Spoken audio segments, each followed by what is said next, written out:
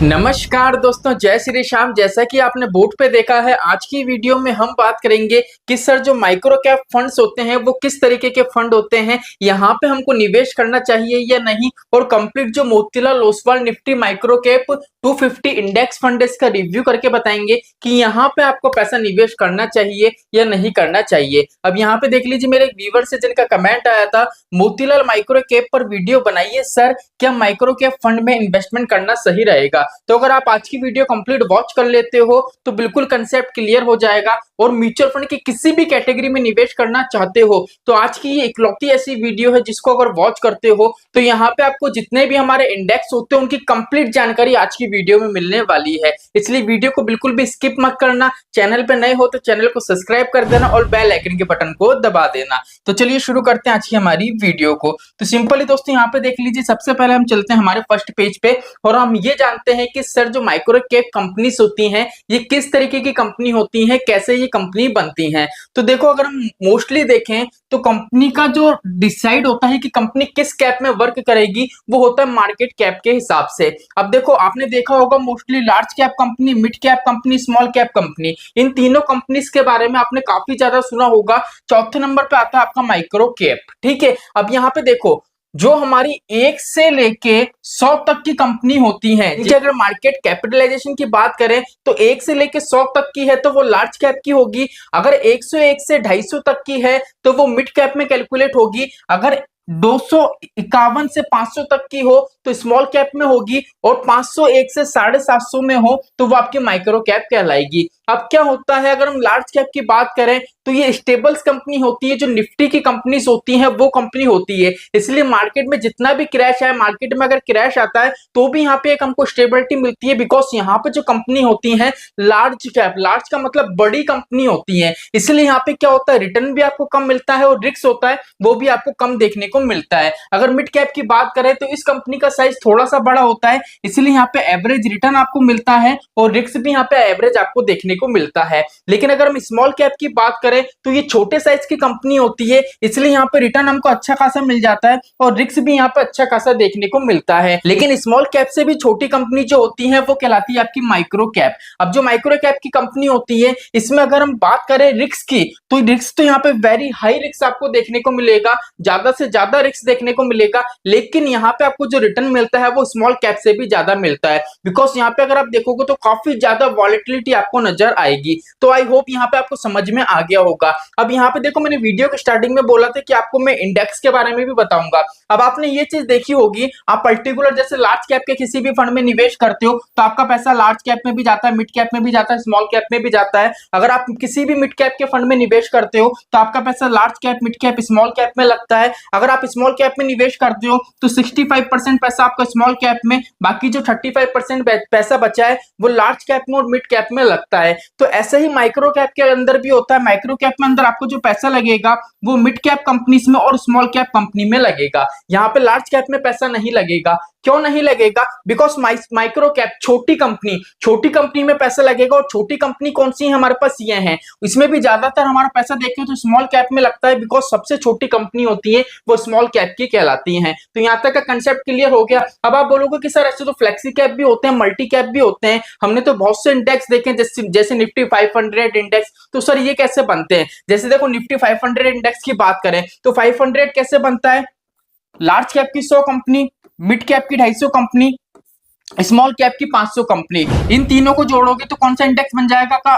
Nifty 500 index. तो इस तरीके से जितने भी हमारे इंडेक्स होते हैं ना, एक दूसरे से लिंक रहते हैं। मोस्टली म्यूचुअल फंड में कैटेगरी देखी तो 3 ही होती है, large cap, mid cap, small cap. देखो, ये टॉपिक थोड़ा डिटेल वाला है, अगर कंप्लीट वीडियो चाहिए तो आप मुझे कमेंट करना, थोड़ा टाइम लगेगा लेकिन वीडियो जरूर बनाऊंगा। बिकॉज क्या है, इस वीडियो बहुत ज्यादा लेंथी है, अगर इस टॉपिक पे बात करेंगे तो 1-2 घंटे आराम से कहीं नहीं गए। तो चलिए चलते हैं हमारे टॉपिक की तरफ। अब बात आती है कि sir Motilal Oswal Nifty micro cap 250 index. अब देखो, यहाँ पे बात करें मोतीलाल ओसवाल, ये तो एएमसी हो गई। निफ्टी माइक्रो कैप 250 की बात करें तो एक ही हमारा पर्टिकुलर इंडेक्स हो गया, और यहाँ पे अगर इंडेक्स लिखा हुआ तो इसका मतलब ये हमारा पर्टिकुलर एक इंडेक्स फंड है। यहाँ पे अगर हम हमारा पैसा इन्वेस्ट करते हैं तो इंडेक्स में जितनी भी ग्रोथ हमको देखने को मिलेगी पर्टिकुलर इस फंड में भी वही ग्रोथ हमको देखने को मिलेगी। अब यहाँ पे देखो लिखा हुआ निफ्टी माइक्रो कैप 250, ठीक है। अब 250 का मतलब ये है अगर आप यहाँ पे पैसा निवेश करोगे तो होल्डिंग के रूप में आपको जो स्टॉक की संख्या देखने को मिलेगी वो 250 स्टॉक आपको देखने को मिलेंगे।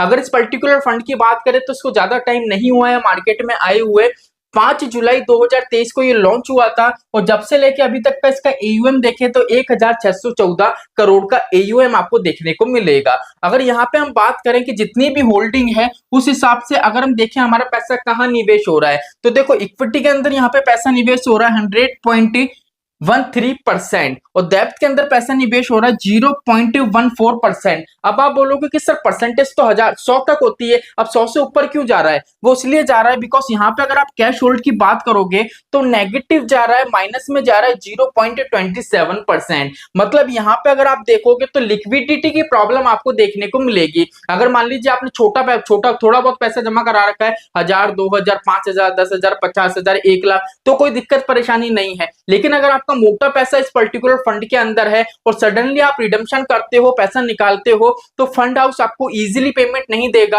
आपके पेमेंट में थोड़ा टाइम लग सकता है। बिकॉज यहाँ पे देखो लिक्विडिटी की ऐसी प्रॉब्लम है कि कैश होल्डिंग देखें तो उनका जितना पैसा था इनने जो मार्केट में निवेश कर रखा था उसके बाद जो रिटेल निवेशक है उनने जो पैसा निकाला वो इस तरीके से पैसा निकाला है कि यहाँ पे लिक्विडिटी की प्रॉब्लम हमको देखने को मिली है, 0.27% नेगेटिव पे है। तो यहाँ तक का कंसेप्ट आपके समझ में आ गया होगा। पूरा वीडियो वॉच करना जिससे वीडियो के आखिरी तक पता पड़ेगा निवेश करने लायक है या नहीं।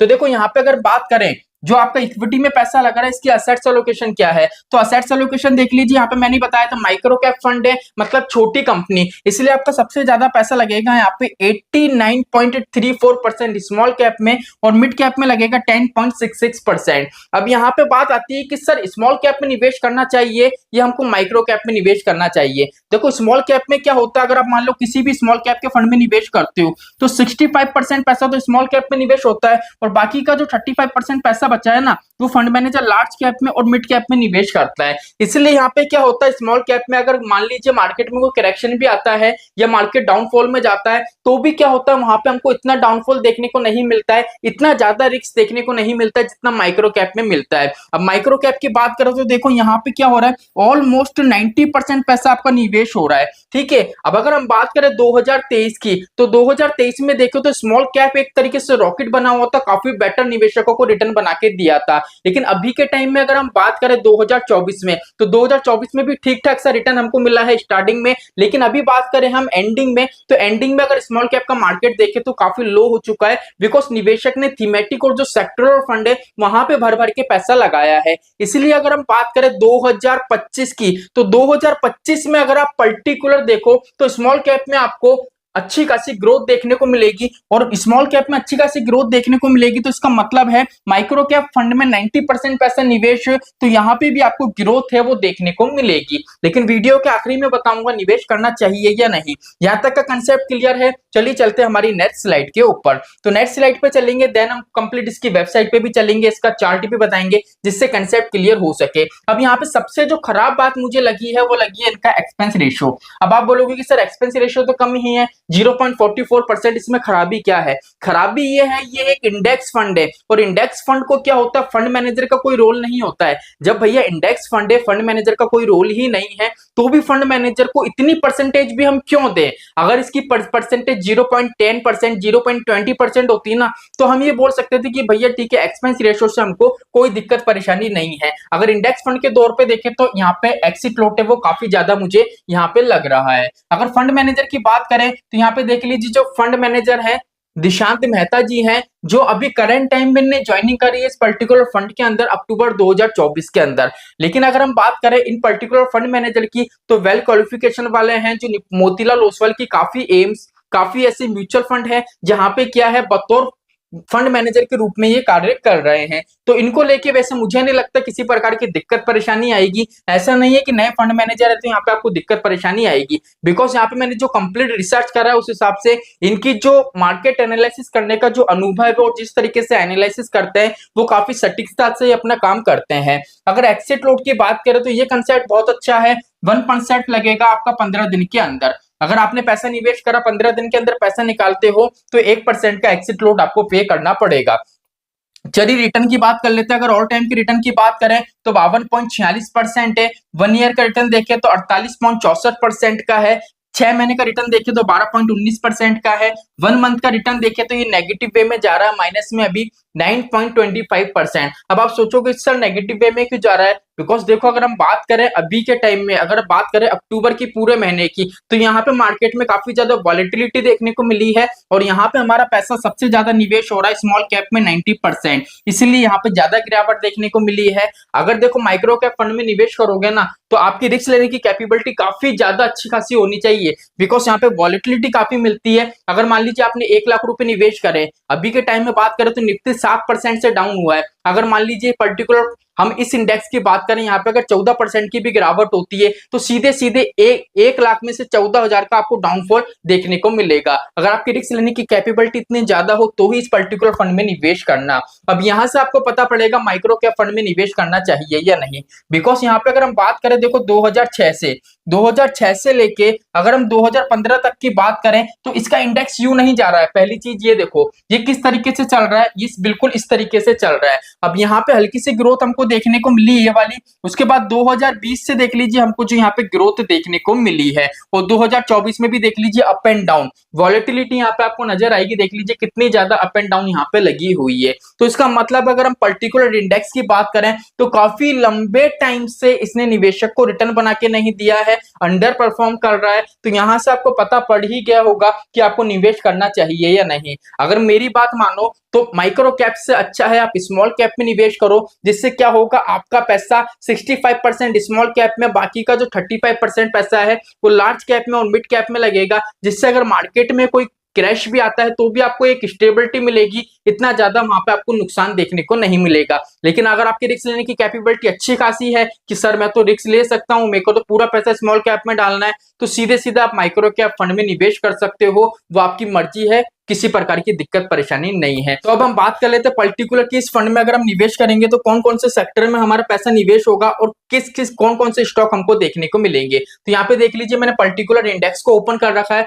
देख लीजिए यहाँ पे मैं बताया तो आपको निफ्टी माइक्रो कैप 250। अगर इस पर्टिकुलर इंडेक्स की बात करें तो देख लीजिए यहाँ पे आपको जो देखने को मिलेंगे सेक्टर, वो कंप्लीट सेक्टर आपको पीछे की तरफ नजर आ रहे होंगे। देख लीजिए जिसमें है कैपिटल गुड्स आ गया, हेल्थ केयर आ गया, देख लीजिए कंज्यूमर ड्यूरेबल्स आ गया, फाइनेंशियल सर्विसेज आ गया, केमिकल्स आ गया, फास्ट मूविंग आ गया, देख लीजिए कंस्ट्रक्शन का पार्ट आ चुका है, टेक्सटाइल का आ गया, रियलिटी आ गया, ऑयल एंड गैस आ गया, यहाँ पे देख लीजिए कंज्यूमर सर्विसेज आ गया, ऑटोमोबाइल्स आ गया, सर्विसेज आ गया, पावर आ गया। मतलब यहाँ पे अगर आप पैसा निवेश करोगे ना तो पहली चीज तो ये सेक्टर की आपको कोई दिक्कत परेशानी नहीं आएगी। एक तरीके से सारे के सारे सेक्टर यहाँ पे आपको देखने को मिलेंगे, बिकॉज यहाँ पे क्या छोटी कंपनीज है। जैसे मैं कैपिटल गुड्स पे क्लिक करूंगा, देखो अगर आपको देखना है कि कौन कौन सी कंपनी है तो कैपिटल गुड्स में जितनी भी कंपनी है अगर आप इसको टच करके रखोगे तो आपको पता पड़ जाएगा। जैसे फाइनेंशियल में देखोगे कौन कौन सी कंपनी है तो इसको टच करके रखोगे तो कंप्लीट आपको पता पड़ जाएगा। अब यहाँ पे 250 कंपनी है, 250 कंपनी के बारे में एक एक बताएंगे तो वीडियो बहुत ज्यादा लंबा हो जाएगा, इसलिए इतना जान लो यहाँ पे आपको जो कंपनी देखने को मिलेंगी वो छोटे साइज की कंपनी देखने को मिलेंगी, बिकॉज ये एक माइक्रो कैप कैटेगरी का फंड है, इसलिए यहाँ पे जितनी भी आपको कंपनी देखने को मिलेंगी वो छोटी कंपनी ही देखने को मिलेंगी। तो आई होप आपको समझ में आ गया होगा। चलिए एक बार वापस से चलते हैं। तो यहाँ पे देख लीजिए कंप्लीट मैंने ग्राफ बता ही दिया है, एटलीस्ट जितनी भी चीजें थी मैंने यहाँ पे सारी क्लियर कर दी। आई होप आज की वीडियो आपको अच्छा लगा होगा। तो चलिए आज के लिए इतना ही, मिलते हैं हमारी नेक्स्ट वीडियो में। जय श्री श्याम दोस्तों, जय श्री राधे।